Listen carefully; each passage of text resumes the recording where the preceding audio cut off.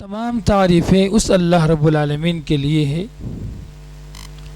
جس نے ہم سب کو ہزاروں نعمتوں سے نوازا۔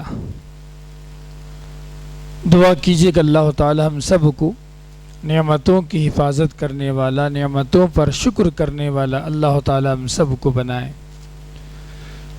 درود و سلام ہم تمام کے آخری اور پیارے نبی محمد رسول اللہ صلی اللہ علیہ وسلم پر، جو ایک بہترین مربی تھے، ایک بہترین داعی تھے، ایک بہترین باپ تھے، ایک بہترین نانا تھے، جن کی تعلیمات نے بہت سوں کو سنوارا، جن کی تعلیمات نے اونٹے چرانے والوں کو اللہ تعالیٰ نے جن کی تعلیمات کے ذریعے سے حکمران بنا دیا۔ دعا کیجیے کہ اللہ تعالیٰ ہم سب کو نبی کریم صلی اللہ علیہ وسلم سے محبت کرنے، آپ کی اطاعت کرنے کی توفیق عنایت فرمائے۔ اللہ کی رحمتیں اور برکتیں اللہ کے ان نیک بندوں پر جو ایمان لے آئے، عمل کیا، صحابہ کرام میں سے، تابعین میں سے، تبع تابعین میں سے، اللہ کے نیک بندوں میں سے۔ حضرات و خواتین، موجودہ زمانے کا سب سے بڑا فتنہ، سب سے بڑی آزمائش، بلکہ سب سے بڑی ذمہ داری یہ ہے کہ ہم اپنی اولاد کی صحیح تربیت کر سکیں۔ ایک ہوتا ہے تعلیم دینا اور ایک ہوتا ہے تربیت کرنا۔ آج اکثر ماں باپ اس غلط فہمی کے شکار ہیں کہ کسی بچے کو لے جا کر اسکول میں ڈال دیے، کسی بھی ایجوکیشن انسٹیٹیوٹ میں ڈال دیے، کہیں بھی ایک تعلیم گاہ میں ڈال دیے، اب سمجھتے ہیں کہ ہمارا بیٹا، ہمارا لاڈیلا بہترین تربیت حاصل کر کے جو ہے گھر واپس آئے گا۔ بات ایسی نہیں ہے، تعلیم الگ ہے، تربیت الگ ہے۔ بعض لوگ سمجھانے کے لیے کہتے ہیں کہ جس طریقے سے آٹا گوندا جاتا ہے تو آٹے میں دو چیزیں ہوتی، ایک تو آٹا ہوتا ہے اور ایک ہوتا ہے نمک۔ تو نمک، یہ تعلیم کافی، نمک کے برابر اگر کسی کے پاس تعلیم ہو یہ کافی اس کی زندگی کے لیے، لیکن تربیت کتنی ہونی چاہیے؟ آٹے کے برابر ہونی چاہیے۔ اگر الٹا مقدار بدل جائے، اگر کسی کے پاس علم بہت ہے آٹے کے برابر اور تربیت بہت ہی کم ہے، سمجھ جائیے کہ یہ اس کی زندگی نقصان دہ ہو سکتی ہے، پریشان کن ہو سکتی۔ تو موجودہ زمانے میں سب سے بڑی جو بات سمجھنے کی یہ ہے کہ اکثر ماں باپ اپنے بچوں کو اسکول میں ڈال دیتے ہیں، کسی بھی تعلیم گاہ میں ڈال دیتے ہیں اور سمجھتے ہیں کہ اب میری ذمہ داری نہیں، ماں باپ ہونے کے ناطے، والدین ہونے کے ناطے، گارڈین ہونے کے ناطے، سرپرست ہونے کے ناطے ہماری ذمہ داری ہی نہیں ہے کہ ہم بچوں کے ساتھ وقت بتائیں، بچوں پر نگاہ رکھیں، بچوں کے جو ہے ان کو جو حال احوال پر اپنی توجہ رکھیں۔ ایسا خیال بہت ہی کم ماں باپ کو ہو رہا ہے۔ تو اس لیے میں نے کہا موجودہ زمانے کی سب سے بڑی آزمائش، موجودہ زمانے کی سب سے بڑا فتنہ، موجودہ زمانے کی سب سے بڑی ذمہ داری ماں باپ کی اپنی اولاد کے تعلق سے، تربیت کے تعلق سے سوچنا اور اس کے بارے میں فکر کرنا۔ سورہ تحریم کی میں نے ایک آیت تلاوت کی، اللہ فرماتا ہے یا ایھا الذین آمنوا قوا انفسکم، اے ایمان والو اپنے آپ کو جہنم کی آگ سے بچا لو، وَأَهْلِيكُمْ نَارًا، اور اپنے اہل و عیال کو بھی، اپنے اہل کو بھی تم جو جہنم کی آگ سے بچا لو۔ اکثر مفسرین نے لکھا ہے کہ اس آیت مبارکہ میں بیوی بچوں کو تعلیم دینا، بیوی بچوں کو دیندار بنانا، بیوی بچوں کو جہنم کی آگ سے بچانے کی فکر کرنا، یہ اللہ تعالیٰ نے ہر مسلمان پر فرض کیا۔ ہر مسلمان کی سب سے بڑی ذمہ داری کیا ہے؟ خود کو جہنم کی آگ سے بچائے، اپنے اہل عیال کو بھی جہنم کی آگ سے بچائیں۔ آپ بتائیں، میں باپ ہونے کے ناطے اپنے بچوں کو، اپنی لڑکیوں کو، اپنی بیٹیوں کو، اپنے گھر والوں کو جہنم کی آگ سے بچانا چاہتا ہوں تو علم دین کے بغیر، دینی تعلیم کے بغیر، ایمان عمل صالح کے بغیر یہ کیسے ممکن ہو سکتا ہے؟ سوچ کے دیکھیں۔ اسی لیے بعض علماء نے کہا اس آیت مبارکہ میں دونوں باتیں اہم ہیں۔ ایک بات یہ کہ علم دینا اور ایک بات یہ اس علم کے مطابق عمل کروانا، یہ دونوں باتیں اس آیت مبارکہ کے زمرے میں شامل ہو گئی۔ یہ انڈائریکٹ یہ بتاتی ہیں کہ باپ ہونے کے ناطے اہل و عیال کی تعلیم کی ذمہ داری، تربیت کی ذمہ داری، دیندار بنانے کی ذمہ داری تمام مسلمانوں پر اللہ تعالیٰ نے فرض کیا۔ ایک دوسری حدیث میں امام ترمذی رحمہ اللہ نے نقل فرمایا، اللہ کے رسول نے فرمایا کلکم راعین، تم میں کا ہر آدمی نگران ہے، وہ مسئول عن رعیتہ، اور اپنی ذمہ داری کے بارے میں ہر ایک سے پوچھا جائے گا۔ باپ ہے تو باپ ہے کا مطلب یہ نہیں ہے کہ جو ہم اپنے اولاد کے تعلق سے غافل ہو جائیں۔ اللہ تعالیٰ قیامت کے دن اس ذمہ داری کے تعلق سے اولاد کے بارے میں، اپنے اہل عیال کے بارے میں اللہ تعالیٰ سوال کرنے والا۔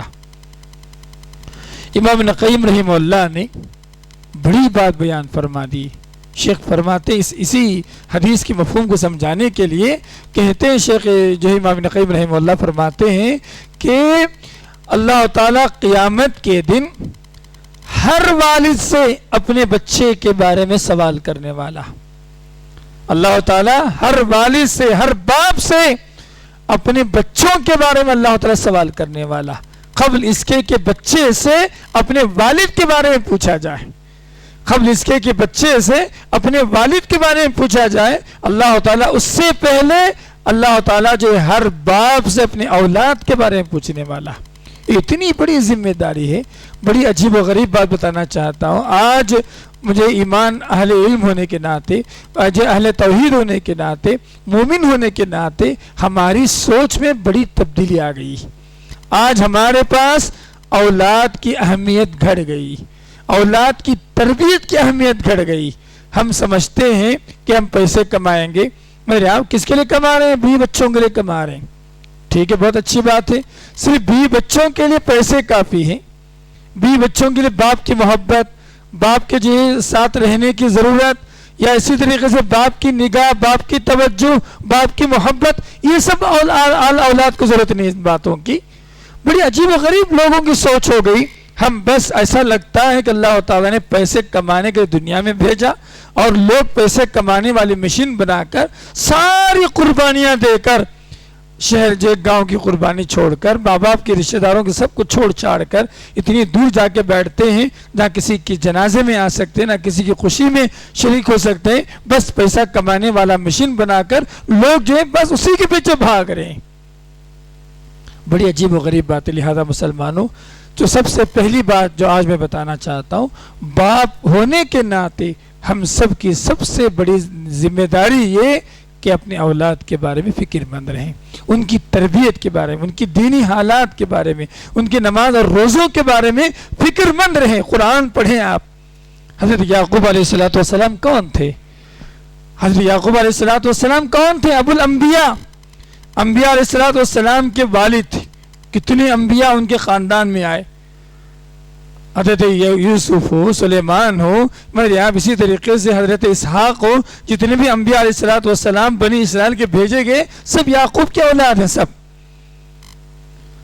یعقوب علیہ السلام کا آخری وقت آ گیا، موت کا وقت قریب آ گیا۔ قرآن کی آیتیں سورہ بقرہ کی پہلے پارے کے آخری آیتوں میں سے، تو کیا کی؟ اپنے سارے بچوں کو بلائے، کہا کہ میرے بعد تم کس کی عبادت کرو گے؟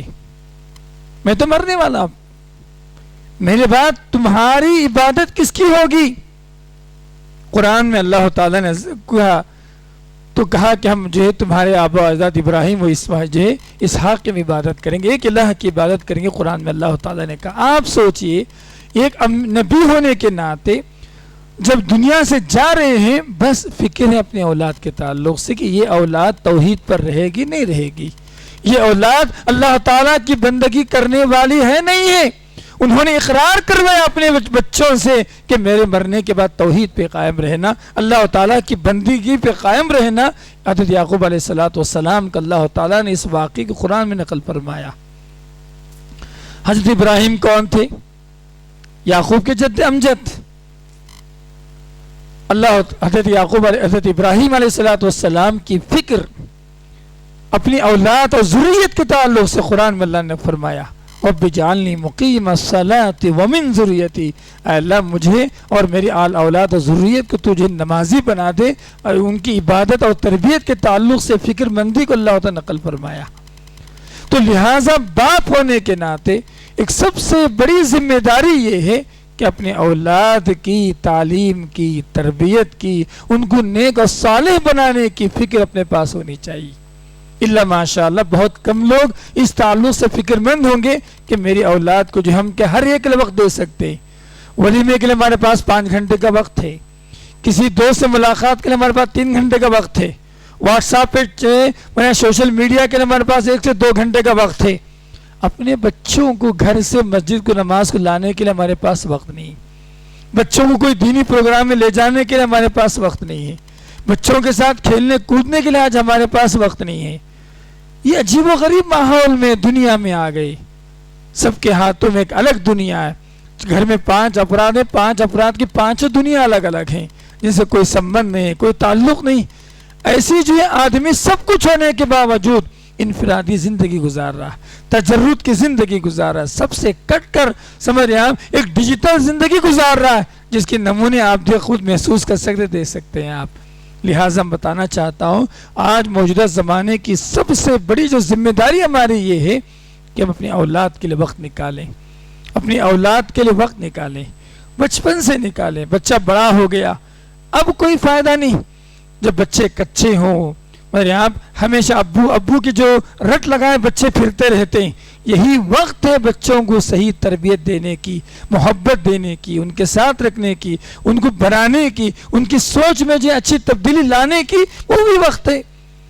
اگر جو باپ اپنے اولاد کو وقت نہیں دیا بچپن میں، یقین رکھیے جب 55 کا ہو جائے گا باپ، یہ اولاد اپنے باپ کے لیے وقت نہیں نکالے گی، وقت نہیں دے گی۔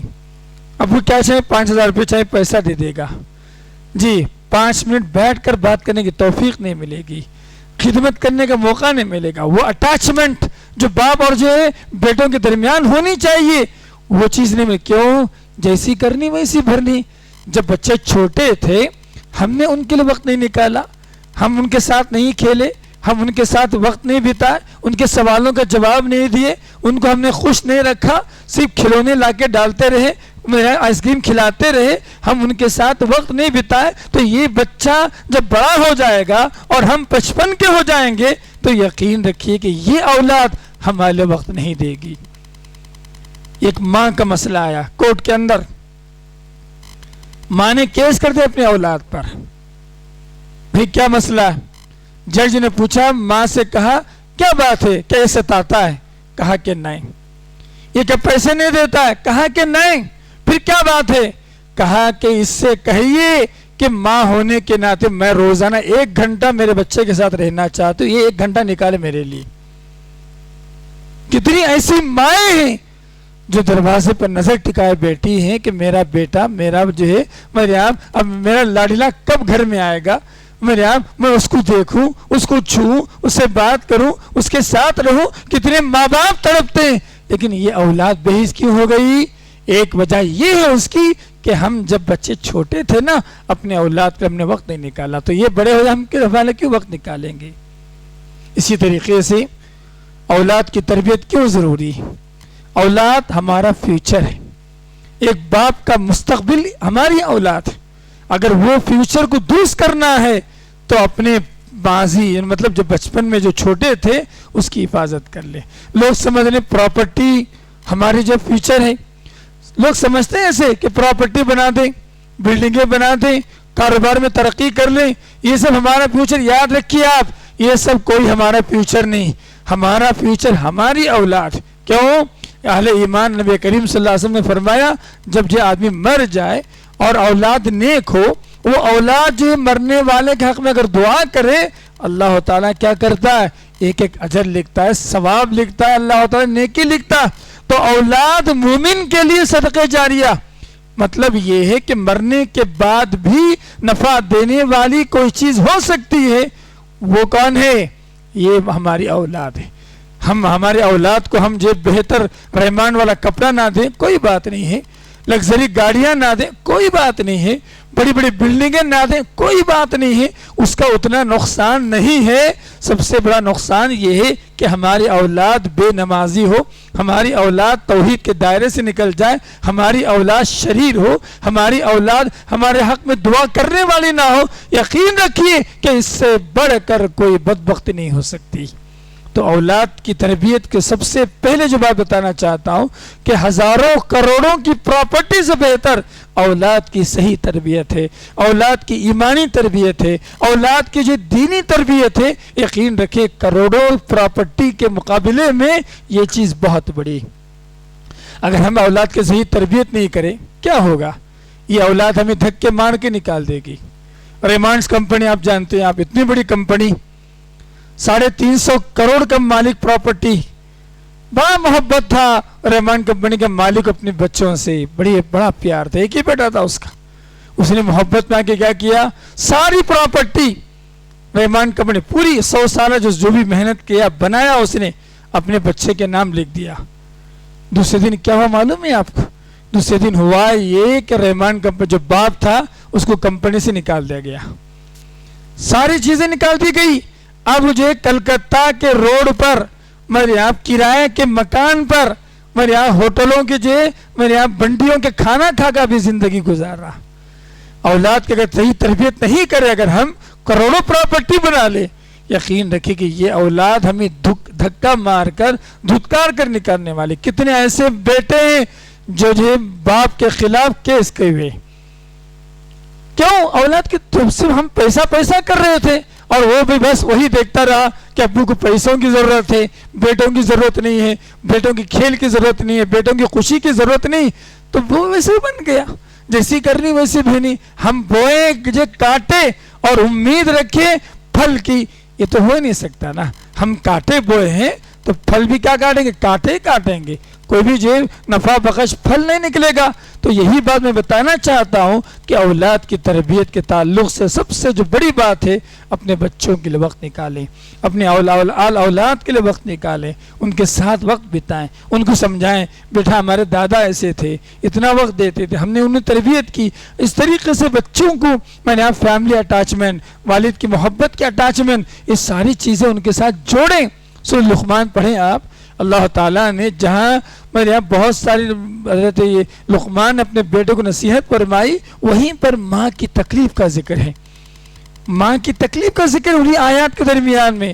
بعض مفسرین نے اس کا نقطہ یہ نکالا، بچوں کو اپنی قربانیاں بھی بتائیں کہ بھائی آپ جو یہاں تک پڑھ لیے، 12 سال کے ہو گئے، 10 سال کے ہو گئے، 15 سال کے ہو گئے، تم ایسے ہی نہیں پڑھے ہو۔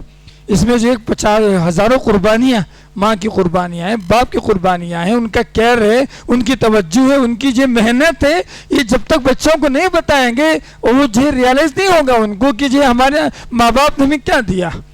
جب بچے ماں باپ کے احسان مند نہیں ہو سکتے تو بتائیے کہ پھر کیا ہوگا۔ لہٰذا مسلمانوں، جو سب سے بڑی ذمہ داری باپ ہونے کے ناطے، ماں ہونے کے ناطے، اپنے اولاد کے بارے میں، اپنے اولاد کی دینی تربیت کے بارے میں آپ سوچئے، فکر مند ہو جائیے۔ اسی طریقے سے مصطفیٰ صادق رفاعی نے ایک واقعہ لکھا کہ کورٹ میں ایک کیس آیا ایک چور کا، کورٹ نے فیصلہ سنا دیا کہ اس کے ہاتھ کاٹے جائیں، شریعت حکم کے لحاظ سے اس کے ہاتھ کاٹے جائیں۔ اس نے کہا کہ جج صاحب میری ایک بات سن لیں۔ بیٹے نے کہا، چور نے کہا کہ جج صاحب میری ایک بات سن لیں۔ کیا کون سی بات ہے؟ کہا کہ میرے دونوں ہاتھ کاٹے جانے سے پہلے میری ماں کی زبان کو کاٹ دی جائے۔ کہا کیا بات ہے؟ کیا بات ہے؟ کہا کہ جب چھوٹا تھا، بچپن میں جب چھوٹا تھا، 7 سال کا تھا، 5 سال کا تھا، پڑوس کے گھر سے کوئی بھی چیز چوری کر کے لاتا تھا، میں کوئی سامان لا لیا، اسکول سے کوئی بھی چیز لا لیا، میں یہ ماں میری تعریف کرتی تھی۔ اگر اس دن وہ ڈانٹتی، اس دن مجھے سزا دیتی اور مجھے اس کی برائی کی اہمیت بتاتی، میں آج اتنا بڑا چور نہ بنتا۔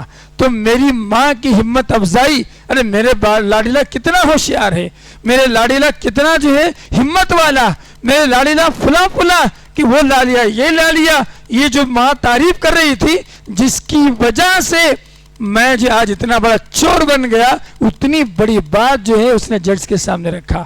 تو بتانا کیا چاہتا ہوں، اگر ہم آج اپنی اولاد کی صحیح تربیت نہیں کریں، وقت نہیں دیے، ان کو صحیح ڈھنگ سے پالنے کی کوشش نہیں کیے، آنے والا 10 سال کے بعد، 15 سال کے بعد یہ اولاد جو ہمارے لیے کانٹا بن سکتی ہے، نقصان دینے والی چیز بن سکتی ہے۔ لہذا مسلمانوں اس کی اہمیت کو جانیں، مگر آپ اس کی مجھے خطرناکی کو جانیں ہم، تاکہ جو ابھی سے ہمارے پاس سب کے لیے وقت ہے لیکن اپنے اولاد کے لیے وقت نہیں ہے، گھر کے لیے وقت نہیں ہے۔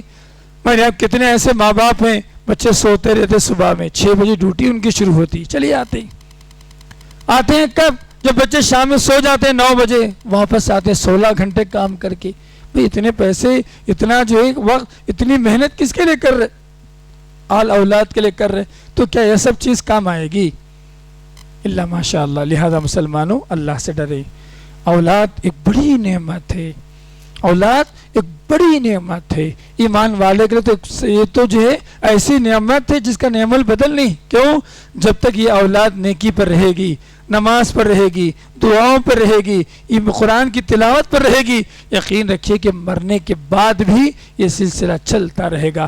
ہمارا بینک بیلنس تو بند ہو گیا، ہماری پراپرٹی، ہمارے آنکھ بند ہوتی دوسروں کے نام پہ چلے گئی، وارثین کے حق میں تقسیم ہوگی ہماری پراپرٹی۔ اگر کوئی چیز ہمیں جو ہے مرنے کے بعد بھی اجر دے سکتی ہے، ثواب دے سکتا ہے، فائدہ پہنچا سکتا ہے، تو یہ ہماری اولاد اتنی بڑی نعمت ہے۔ یہ اولاد اس کی قدر کریں، اس کی جو ہے اس کی حفاظت کریں، ان کے بارے میں توجہ دیں، ان کے ساتھ وقت بتائیں، جو بھی کام کرنا بچوں کو لے کر کریں، ان کے ساتھ رکھیں۔ یقین رکھیں کہ یہ اولاد ہمارے نافع اور جو نفع بخش ضرور ہو سکتی ہے۔ اللہ تعالیٰ سے میں دعا کرتا ہوں واللہ مجھے سننے والے ہم تمام کو اپنے اولاد کے بارے میں جو غفلت، جو سستی ہو گئی ہے، اس کو جھانک کر اس کے بارے میں فکر کرنے والا اللہ تعالیٰ ہم سب کو بنائے۔